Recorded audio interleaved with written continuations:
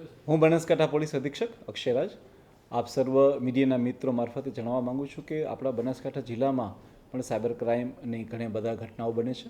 આ જે ઘટનાઓ બને છે તેમાં જે મુખ્યત્વે જે ફ્રોડ હોય છે તેમાં કોઈને કોઈ માણસ જે છે એ કોલ કરી અને ઓટીપીના પાસવર્ડ મોકલવા, કોઈ લિંક મોકલવી, આ ઉપરાંત જે છે OLXની વસ્તુ મારફતે કોઈ કરાવવું, KYCનું ફોર્મ ભરાવવું કે આવી બીજી કોઈ લિંક મોકલી અને અલગ અલગ રીતે આપણા જે માણસો હોય છે કે જે લોકો શિક્ષિત પણ હોય છે ને ઘણા કિસ્સામાં જે લોકો ઓછું ભણતા હોય છે તેમને બી ડરાવી ધમકાવી અને પોતે કોઈ અધિકારી છે તેઓ બી ખોટો રફ જમાવી અને આ હાલના સમયમાં AI ટેકનોલોજીનો યુઝ કરીને ઘણા બધા સાયબર ક્રાઇમના અપરાધો બનતા હોય છે.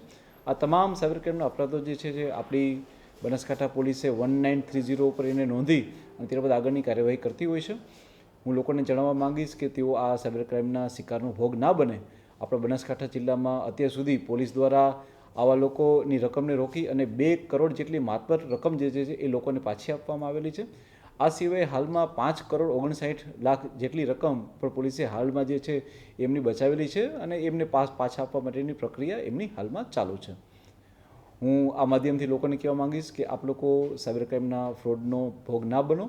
આપ લોકો ખૂબ સાવધાની બરતો અને છતાં પણ જો આપને કોઈ મુશ્કેલી થાય છે અને આપણા સાથે કોઈ ફ્રોડ કરી જાય છે તો આપ 1930 ઉપર કોલ કરશો તો અમે આપની રકમને તો તરત ધોરણે એને ફ્રીજ કરાવીશું અને ત્યારબાદ આપની રકમને પાછા આપવા માટેની અમે તમામ કાર્યવાહી બી કરીશું. Thank you.